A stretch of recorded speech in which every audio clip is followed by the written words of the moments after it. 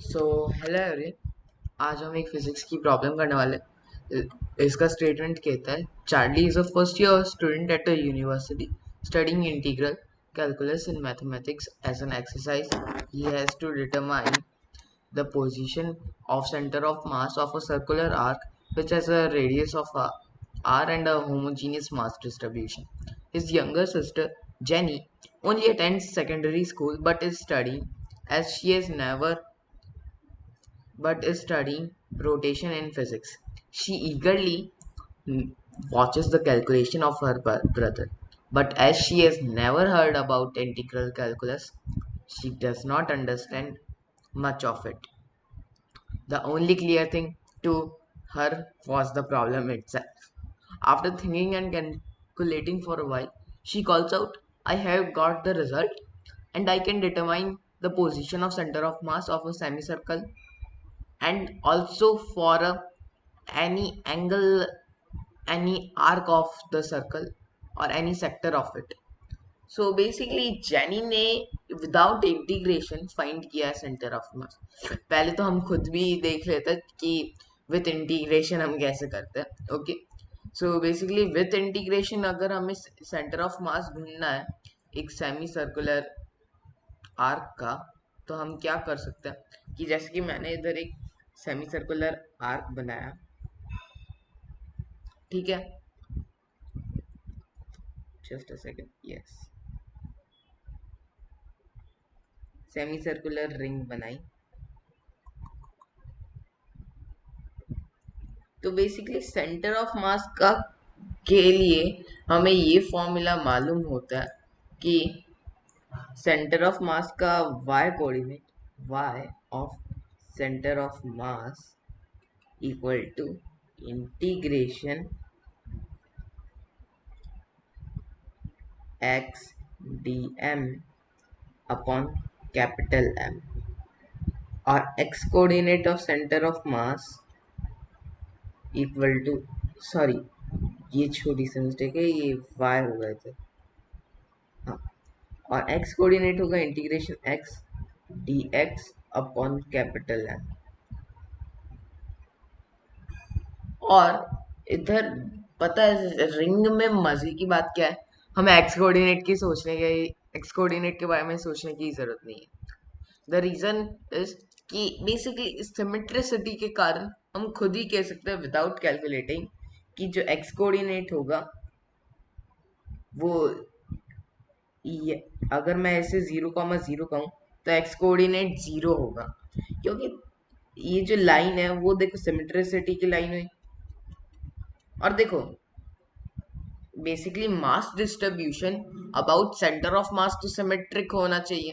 So basically centre of मास कहीं पे भी हो, इस लाइन पे ही होगा, इट्स नेसेसरी। तो हमें एक्स कोऑर्डिनेट की ढूंढने की जरूरत ही नहीं है एक तरीके से। सो अभी हम वाई कोऑर्डिनेट पे फोकस करते हैं। सो बेसिकली इधर है ना रिंग में इंटीग्रेशन वाई डीएम ढूंढने के लिए मैं कर क्या रहा हूँ कि मैं मान लेता हूँ कि इस रिंग की मास डेंसिटी लैम्डा है, ठीक है।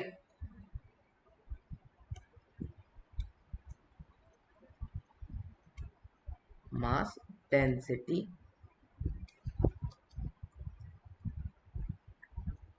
और लीनियर होगी इस केस में, वो तो ऑब्वियस है, ठीक है।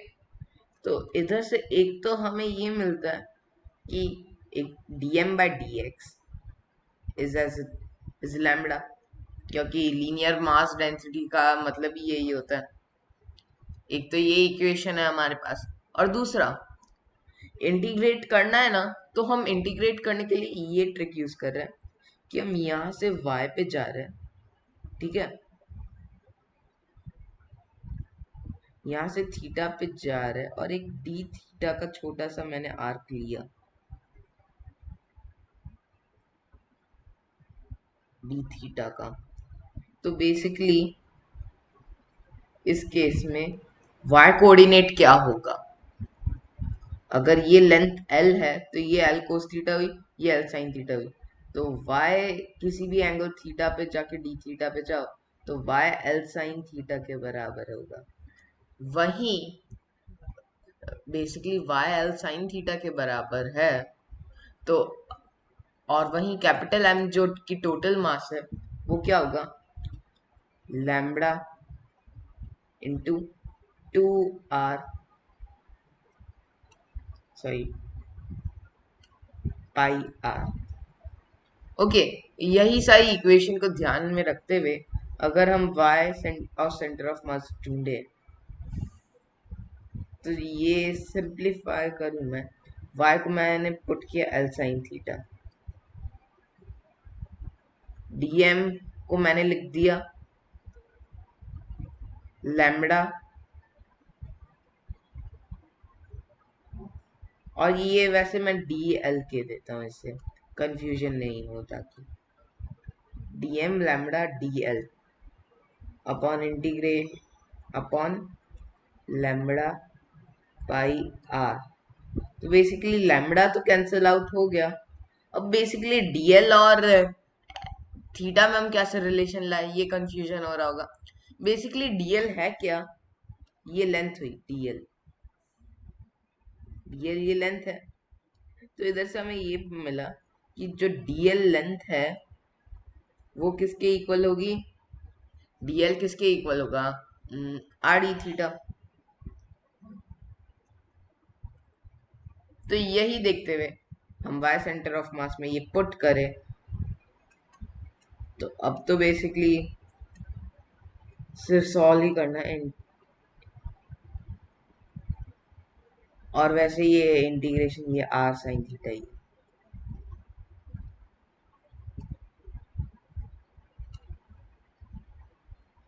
तो फाइनली ये R sine theta into DL को मैंने लिख सकता हूँ R R D theta upon pi R. तो बेसिकली मैंने एक तो आर आर कैंसिल आउट कर दिया, दूसरा मैं अभी इंटीग्रेट हमें करना कैसे पड़ेगा। देखो अगर मैं जीरो टू पाई जाऊं, जीरो टू पाई जाऊं तो पूरा ऐसे सेमी सर्कल मैंने पूरा सेमी सर्कल के सभी एलिमेंट्स को ले लिया, छोटे छोटे एलिमेंट्स। ओके, अगर मैं जीरो टू पाई गया तो मेरे को इंटीग्रेट कैसे करना है, जीरो टू पाई, ये इंटीग्रेशन की लिमिट्स अभी तक हमने नहीं लिखे थे, तो ये लिमिट होगी जीरो टू पाई। तो अब तो बहुत ही सिंपल है, y centre of mass equal to r upon pi. देखो साइन थीटा का इंटीग्रेशन क्या होता है, minus cos theta zero pi. तो ये आ गया r अपॉन पाई 1+1 यानी equal to 2r by pi. तो बेसिकली ये तो जो हम मैंने अभी ढूंढा है वो तो बेसिकली हमें मेनली पता होता है, but the main thing comes start from now कि बेसिकली अभी तो हमने ये इंटीग्रेशन के हेल्प से ढूंढा है, विदाउट इंटीग्रेशन हम इसे ढूंढ कैसे सकते हैं। बेसिकली इन्होंने ये कहा कि जैनी को रोटेशनल फिजिक्स तो पता है, सो बेसिकली जैनी ने कैसे किया वो हम देखते हैं। जैनी ने क्या किया कि एक छोटा सा आर्क ले लिया, छोटा सा आर्क लिया है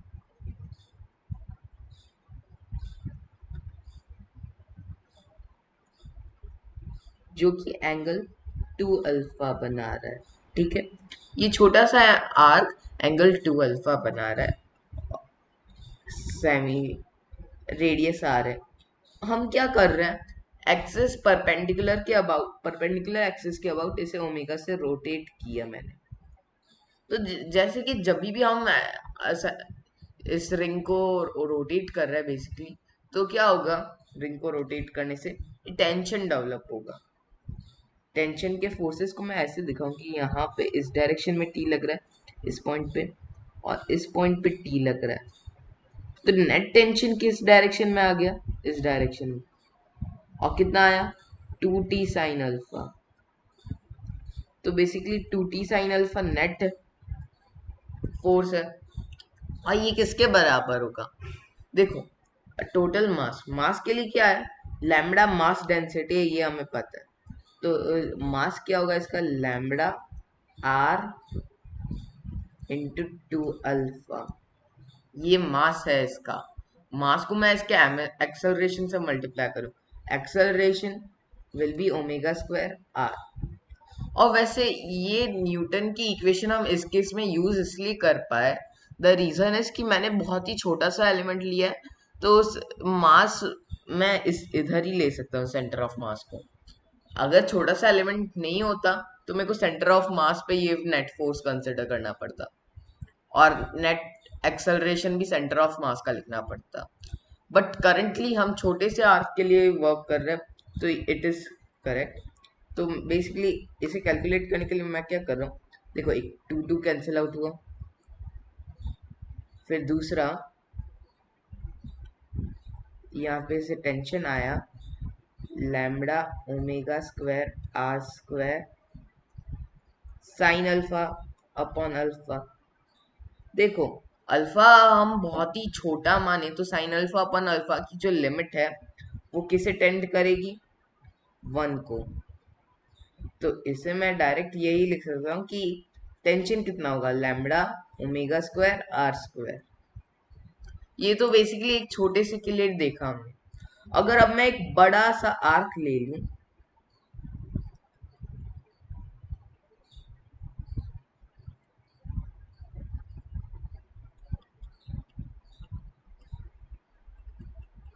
तो अगर हम इसे देखें तो हम ये कह सकते हैं, अगर इसका एंगल मैं 2 थीटा कह दूं अभी, तो इस केस में अगर हमें टेंशन कहना है, तो टेंशन जैसे कि क्या होगा, छोटे छोटे एलिमेंट लो। तो छोटे छोटे एलिमेंट के लिए मैं क्या करूंगा, जैसे कि मैंने ये एक एलिमेंट बना दिया इन दोनों के बीच में एक ऐसा छोटा सा, तो इधर टेंशन सेम ही होगा जो हमने ढूंढा है, lambda omega square R square. यही टेंशन की वैल्यू हर एक जगह रहती है, यानी कि ये टी की जो वैल्यू है वो अभी भी सेम रहेगी। आर्क को मैं बड़ा भी कर दूं, ये गौर करने वाली बात है कि आर्क को हम लार्जर एंगल का भी ले लें तो भी टेंशन की वैल्यू सेम ही रहेगी, क्योंकि छोटे छोटे आर्क्स को ऐड कर दो आप, तो उनका तो टेंशन देखे तो lambda omega square R square ही है, तो पूरे का टेंशन भी lambda omega square R square ही होना चाहिए। सो बेसिकली पूरे फिगर का tension lambda omega square R square है। तो अभी नेट फोर्स हम इधर डायरेक्ट नहीं लगा सकते, नेट फोर्स हमें इसके सेंटर ऑफ मास पे लगाना होगा, जो कि इधर से डिस्टेंस स्मॉल आर पे है, सेंटर ऑफ मास। तो इधर फोर्स कितना होगा एक्चुअली में, जस्ट अ सेकेंड।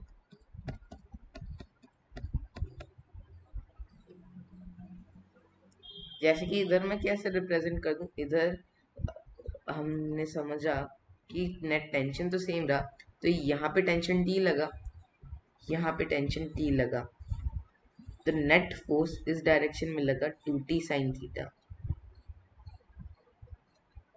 और दूसरी बात, इधर हम नेट मास को डायरेक्ट इस पूरे पे नहीं ले सकते, नेट मास को हम यहाँ पे लेंगे सेंटर ऑफ मास पे, जो कि हम मान लेते हैं यहाँ से डिस्टेंस आर पे। और द रीजन मैंने सेंटर ऑफ मास को इस लाइन पे दिखाया वो ये है कि सेंटर ऑफ मास बेसिकली कहाँ पे होगा, सिमेट्रिक लाइन पे, जैसे कि हमने सेमी सर्कल के लिए भी डिराइव करते वक्त एक्स कोऑर्डिनेट के लिए देखा था। तो वही देखते हुए सेंटर ऑफ मास यहाँ पे है, तो अब हम क्या कर सकते हैं कि देखो फोर्स तो 2t साइन थीटा है, और देखो मास कितना है total, lambda R 2 theta. Acceleration कितना है, ओमेगा स्क्वायर स्मॉल आर, क्योंकि एक्सेलरेशन हम सेंटर ऑफ मास का लिखेंगे।